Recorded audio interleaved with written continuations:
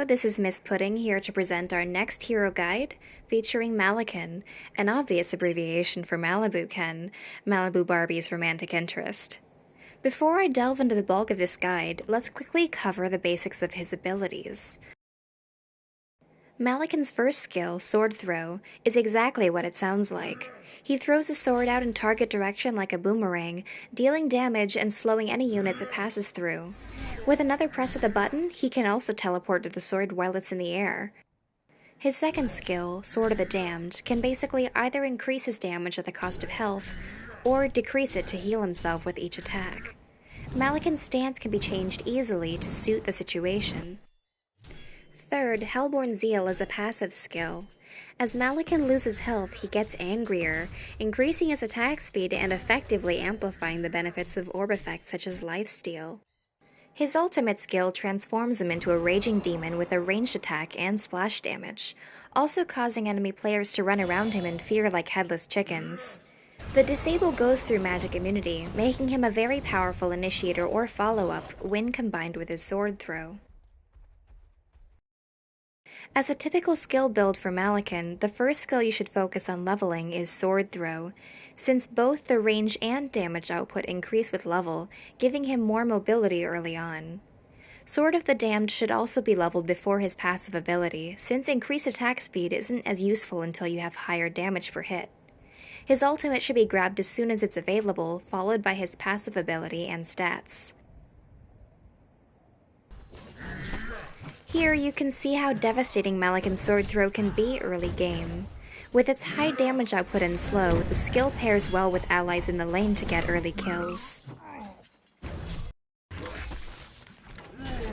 In this clip, we see Maliken luring them Dr. Repulsors in with the promise of candy in the trees.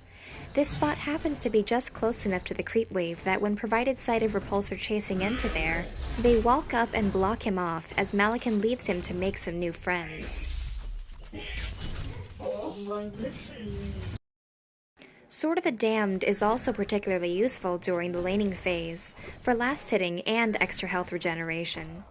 You can actively switch between the two, healing while denying creeps, and using the bonus damage for killing enemy creeps.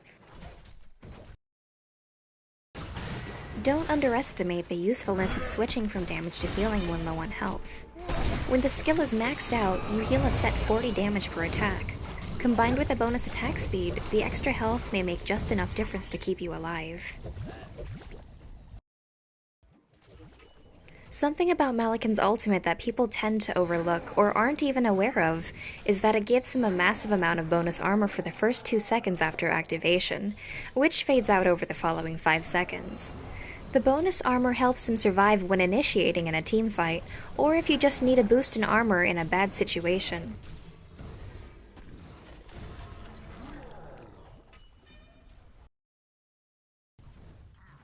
For items, I'd almost always suggest getting Steam Boots.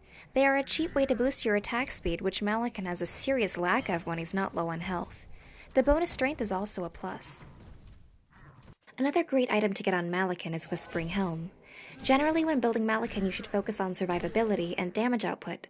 The cost of this item is more than worth the benefits, since you get bonus armor, damage, and lifesteal. The lifesteal will counter the health he loses when he has his sword set to damage, so you can have it on almost all the time. And when you switch to healing, the lifesteal will stack with the bonus health you get per hit. But most importantly, the earlier you get this item, the better, since you can use it to dominate a neutral creep and stack Ancients for optimal gold income.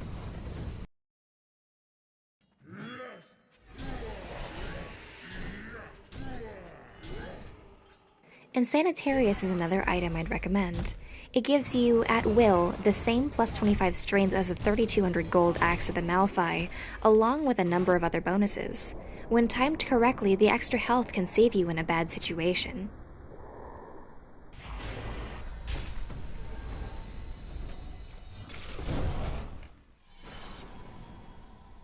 Or for your casual games, you could get Elder Parasite.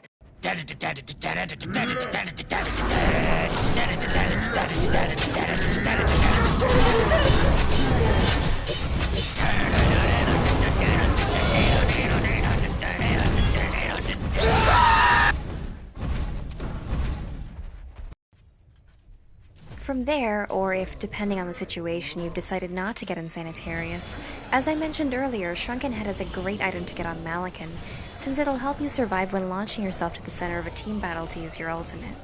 Without spell immunity, you're an easy target a few seconds later.